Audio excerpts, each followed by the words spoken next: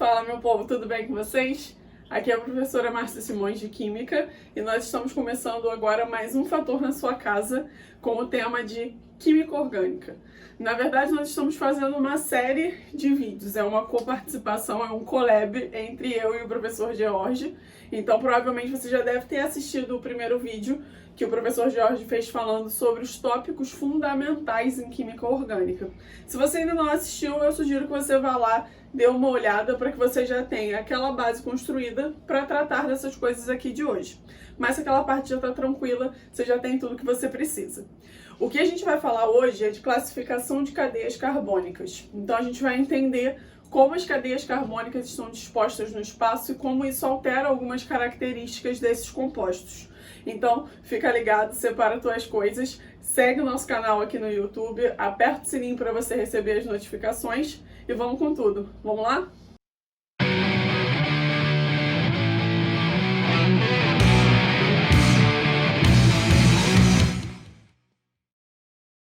Bom, classificação de cadeias carbônicas. Vamos ver o que a gente pode falar sobre isso. Eu acho que dos outros vídeos que eu participei aqui com vocês, esse vai ser o mais tranquilo. É um assunto que não é tão complexo e eu acredito que a maioria de vocês vai ter bastante facilidade em tratar esse assunto. Mas, apesar de ser um assunto que não é tão complicado, a notícia boa é que os vestibulares adoram falar sobre química orgânica. Para você ter uma ideia, desde 2007 até o último ano, no exame de qualificação da UERJ, essa é a matéria que é mais cobrada sempre. Sempre existem questões de química orgânica no exame de qualificação e também no exame discursivo, para quem vai fazer a prova específica.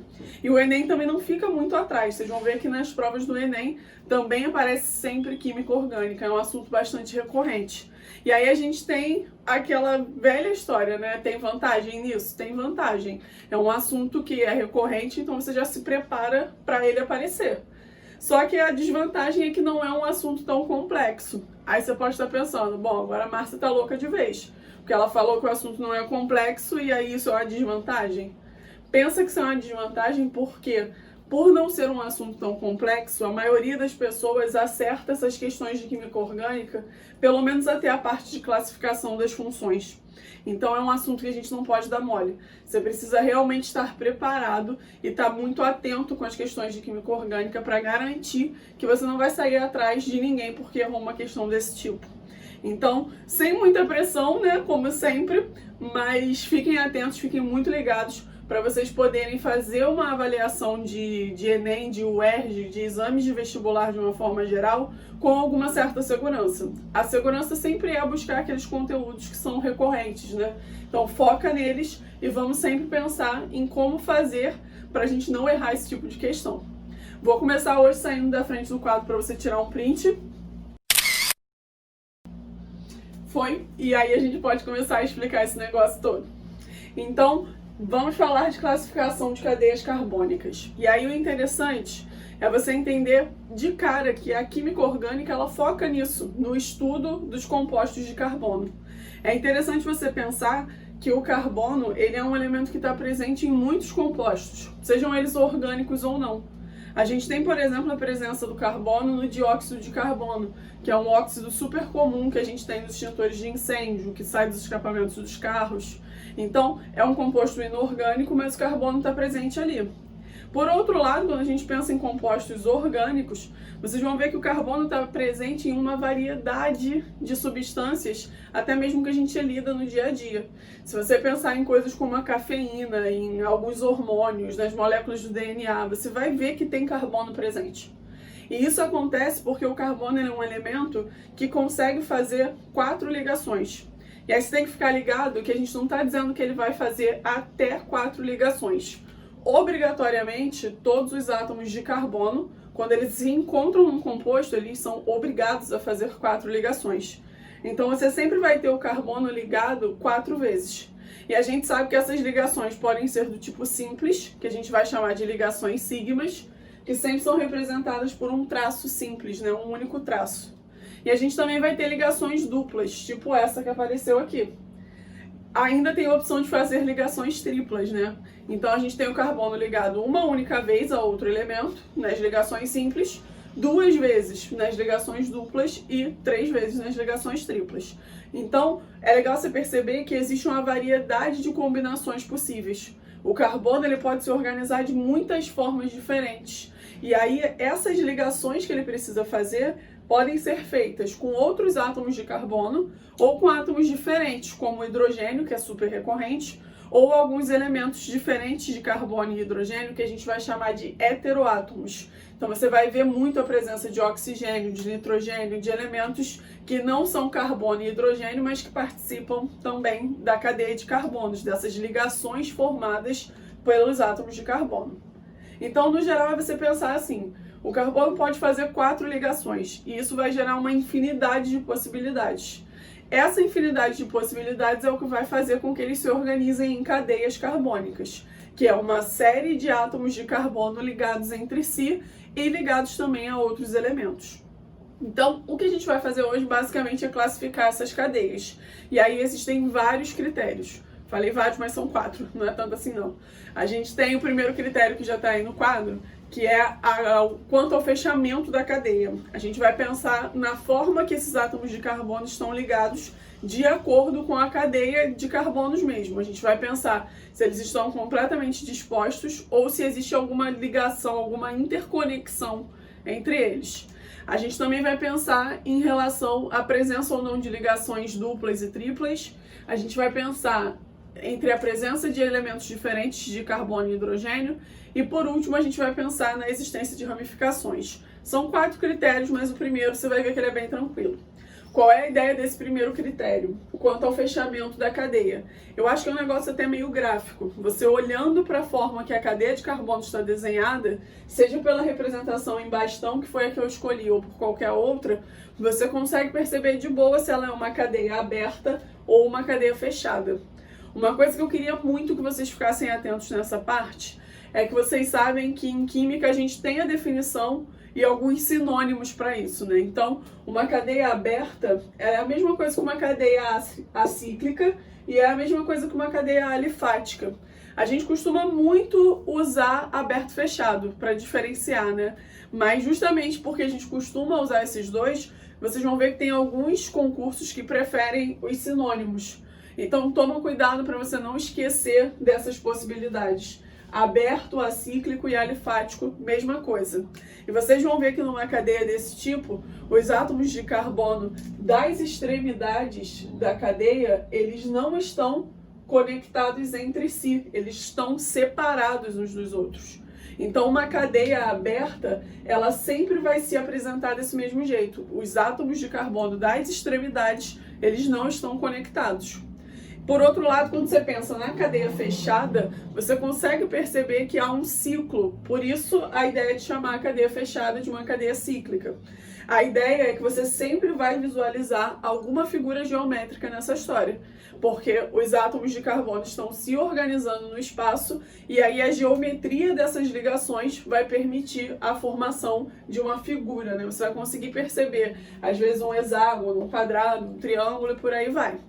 Então é só pensar, cadeia aberta, dispostos sem conexão na extremidade, e a cadeia fechada já é justamente o contrário. A gente vai sempre ter a formação de um ciclo.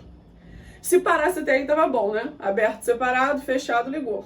Mas a gente tem algumas observações para fazer. A primeira delas não é complicada, porque a gente está falando de cadeias mistas, o que é extremamente comum. Vocês vão ver que aparece constantemente cadeias que misturam essas duas classificações, que possuem uma parte fechada e uma parte aberta. Isso é super comum de acontecer. Mas aí o que você vai dizer? É uma cadeia fechada? É uma cadeia aberta? Não, nesse caso é uma cadeia mista, porque ela possui as duas partes, tem a parte fechada e a parte aberta. Vocês vão ver que é muito comum. A maioria dos compostos de carbono que eles pedem para vocês classificar acabam caindo no critério misto, porque tem a parte cíclica e a parte alifática também. Então fiquem sempre atentos nisso. Aberto, fechado e misto. Certo por enquanto? Agora, a última observação é a que costuma dar mais trabalho. A gente vai falar de uma cadeia fechada que ela é um pouquinho especial, que são as cadeias aromáticas. É uma cadeia fechada, como você pode ver, a gente tem a formação de um ciclo, só que ela é um pouquinho diferente. Essa cadeia aromática, obviamente o nome já deriva de alguma coisa a ver com os cheiros, né? E aí tem razão. Vocês vão ver que a maioria dos compostos que tem um cheiro muito característico, eles acabam apresentando um composto aromático, né? Mas, isso é só uma observação. Como é que você vai identificar que isso é um composto aromático? Primeiro de tudo, para ser um composto aromático, a cadeia tem que ser fechada. E além de ser uma cadeia fechada, você precisa obrigatoriamente ter ligações duplas intercaladas. Então, se você reparar, a gente tem uma ligação dupla, uma simples, uma dupla e uma simples, uma dupla e uma simples. Então, é sempre uma cadeia fechada com ligações duplas intercaladas. Só que você tem que ficar atento que uma outra forma de definir isso daí é dizer que as cadeias aromáticas elas são todas derivadas do benzeno, que é justamente esse composto que a gente está usando para classificar. Vocês vão ver o benzeno aparecendo direto, é um composto muito comum. E aí, qual é a ideia? A gente pode representar o benzeno dessas três maneiras, mas todas elas representam o mesmo composto. A diferença é que, por exemplo, repara que existe um efeito que a gente chama de efeito de ressonância, pelo qual esses elétrons da ligação dupla eles estão deslocalizados. O que isso quer dizer? Eles estão se distribuindo igualmente por todos os elétrons que estão participando desse composto.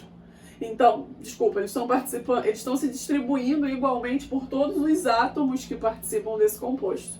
E aí, a ideia qual é? Já que eles estão completamente deslocalizados, eu posso representar a ligação nesse lugar ou mudar ela para o outro, que foi como surgiu esse composto que está aqui no meio. E já que essa ligação ela pode alternar de lugar, uma forma de você entender, a gente coloca esse círculozinho ali no meio.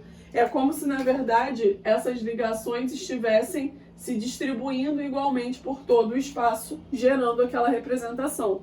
Toma cuidado para não cair naquela história de achar que tem um oxigênio ali dentro, que é uma outra cadeia, calma.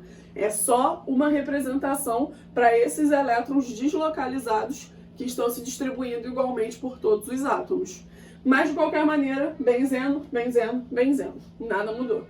E aí fiquem ligados porque, como a gente falou, os compostos aromáticos, eles são derivados do benzeno. Vai aparecer pelo menos um anel aromático desse.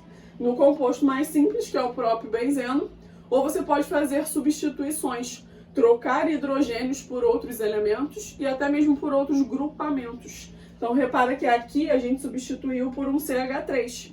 E aí, ao invés de chamar de benzeno, a gente passou a chamar de tolueno. O tolueno também pode ser chamado de metilbenzeno. Você vai ver que é um outro nome para esse mesmo composto.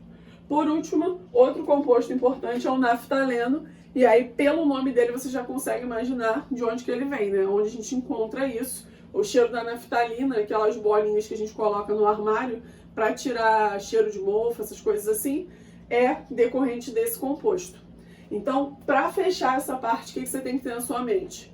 Classificação de acordo com o fechamento da cadeia vai ter cadeias abertas, com as extremidades não conectadas, cadeias fechadas, com a formação de um círculo na figura geométrica.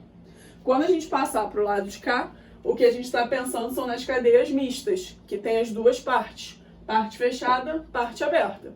E por último, as cadeias aromáticas, que são derivadas do benzeno e que sempre vão ser fechadas e com ligações duplas intercaladas.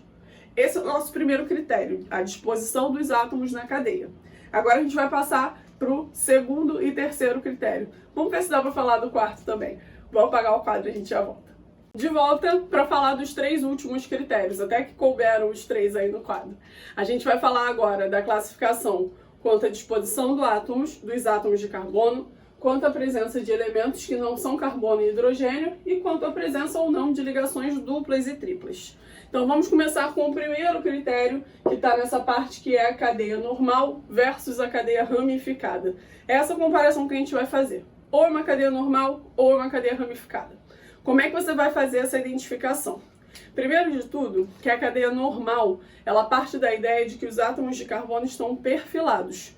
E isso faz com que existam apenas duas extremidades na sua cadeia de carbonos. Ou, se a gente estiver falando de uma cadeia fechada, nenhuma extremidade. Então, sempre você vai ver a presença de apenas duas extremidades numa cadeia normal. se não for uma cadeia fechada. Então, a primeira ideia é essa, cadeia normal, linear, o mais inteirinha possível, não importa se tem ligação dupla, se não tem. Se tiver só duas extremidades, isso vai ser uma cadeia normal. Quando você compara com a cadeia ramificada, você vai ver que isso já não acontece. A cadeia ramificada, ela apresenta mais de duas extremidades. Então, repara que nesse caso a gente tem 3 extremidades nessas duas primeiras cadeias. E eu quis mostrar a cadeia fechada para vocês ficarem atentos, porque várias vezes a gente fala assim, a cadeia normal, 2 extremidades. A cadeia ramificada, mais do que 2 extremidades. Aí você olha para esse caso aqui e fala, pois então, o que a gente faz? Fica atento, porque se é um ciclo, qualquer coisa que seja adjacente a ele vai ser considerado uma ramificação. Tenta pensar na ramificação do mesmo jeito que a gente pensa os ramos de uma árvore. Imagina que tem aquele tronco da árvore, que é a parte principal, e os ramos são as partezinhas menores que saem desse tronco principal. O que eu estou querendo te dizer é que a gente, quando tem uma cadeia ramificada, a gente sempre vai ter 2 partes. A parte que a gente vai chamar de cadeia principal, que é a parte que tem a maior quantidade de carbonos. E tudo que sair dessa cadeia principal, que for adjacente a ela, vai ser considerado uma ramificação. Então, repara, a gente tem 1, 2, 3 átomos aqui. Isso é a sua cadeia principal. Esse outro átomo de carbono já vai ser parte da tua ramificação. No segundo exemplo, você tem 1, 2, 3, 4 átomos de carbono. Esse daqui já é a sua ramificação. No caso dos ciclos, o ciclo, nesse caso, vai ser a tua cadeia principal.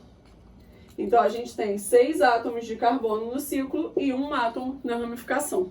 Então, sempre tenta pensar nesse sentido. Cadeia normal é mais linear, ela é mais estendida, né? Você não vê tantas pontas aparecendo por aí.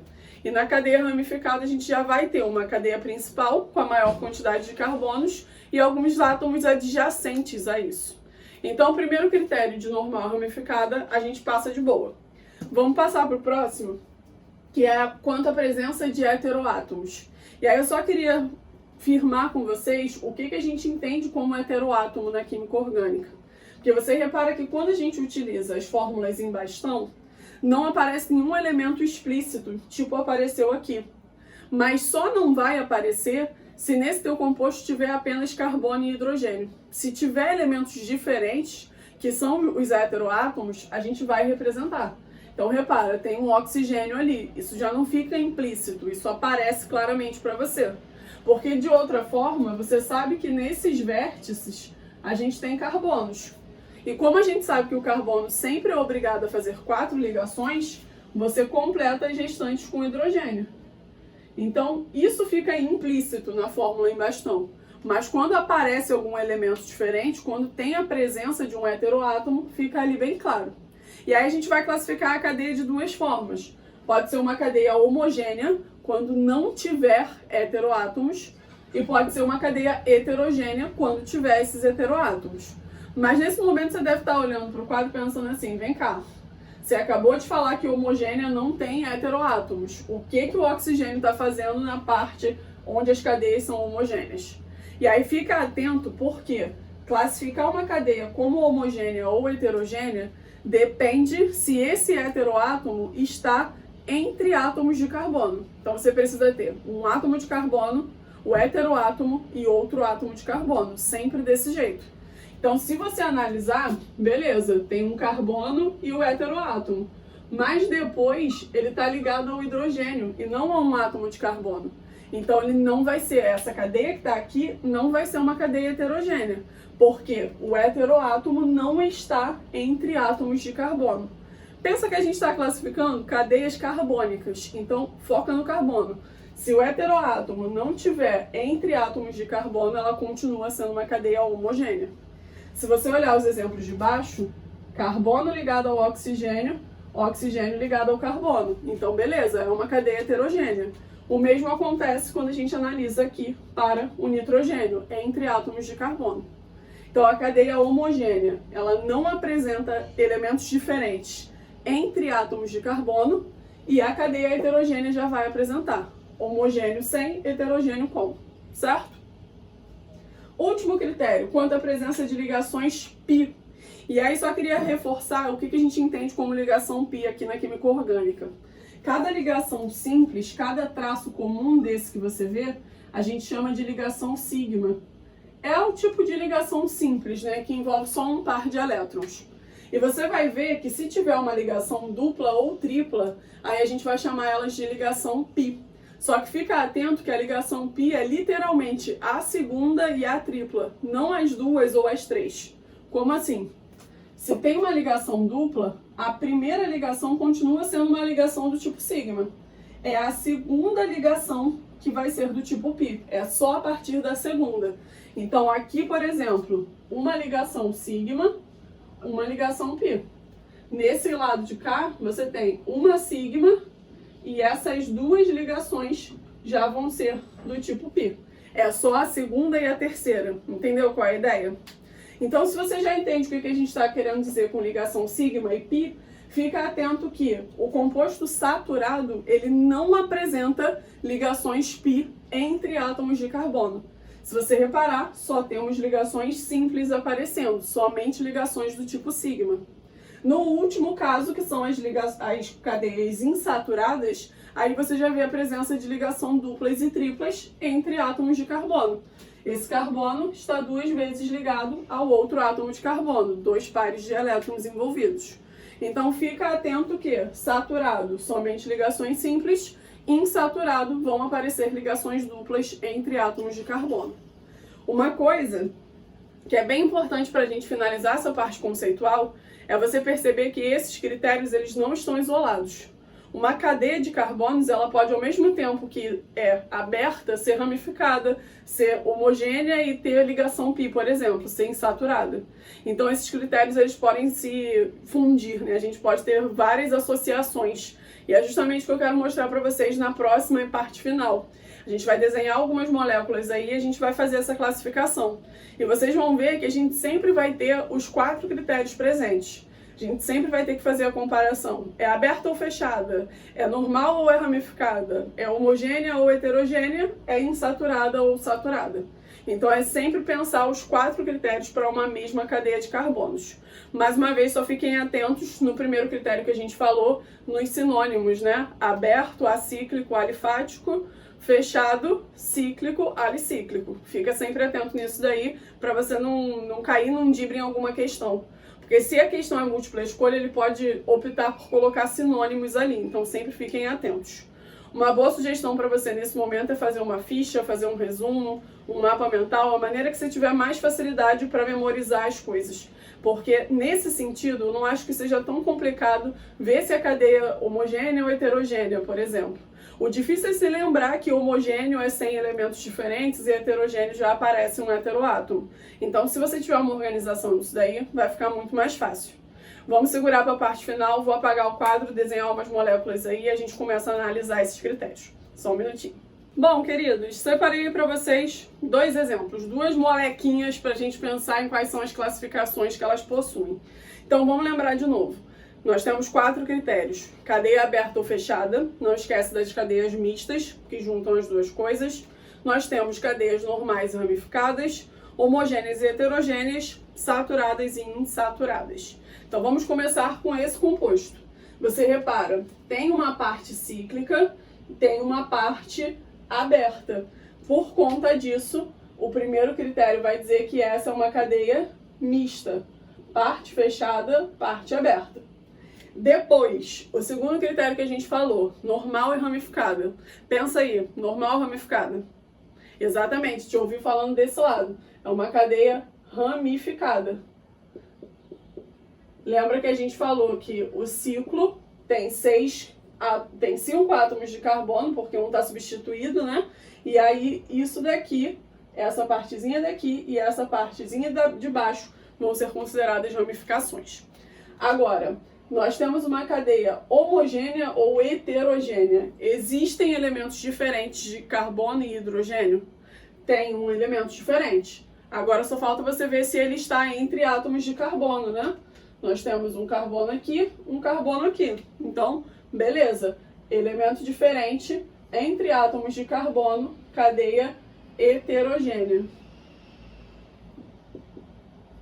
Critério final, presença de ligações sigmas e ligações pi. Se só tiver ligação sigma entre carbonos, é um composto saturado. Se tiver ligação pi, já vai ser insaturado. Repara a presença da ligação dupla, e ela acontece entre átomos de carbono. Então, nós temos um composto insaturado. É basicamente o que eu estava falando para vocês no final do último quadro. Esses critérios, eles podem ser acumulativos, né? Não é só aberta, não é só fechada, isso tudo se junta aí nessa história. Vamos passar para o próximo composto. Quanto à disposição dos átomos, isso é uma cadeia aberta e é uma cadeia normal, não tem ramificação nessa história. O oxigênio que está aqui, ele não é uma ramificação. Lembra que ramificação é átomo de carbono adjacente à cadeia principal. Por dois últimos critérios, a gente tem ligação dupla, então é uma cadeia insaturada. Ligação dupla entre átomos de carbono. Repara que eu não estou contando essa, porque essa acontece entre carbono e oxigênio. Por último, nós temos uma cadeia homogênea. E aí não esquece que não é só ter um elemento diferente para ela ser uma cadeia heterogênea. Esse elemento diferente tem que estar entre átomos de carbonos e não é o que acontece ali, né? Ele está ligado a um carbono só. Vocês vão ver que mais para frente a gente vai se referir a essa dupla O ali como um grupo funcional. É um grupo que dá característica a uma função orgânica. Mas isso é papo para as próximas aulas. Eu espero que a aula de hoje tenha te ajudado bastante a reconhecer os tipos de cadeia carbônica e classificar essas cadeias que aparecem pra gente. Como falei para vocês no início, é um assunto bastante recorrente e é muito importante que você entenda essa parte.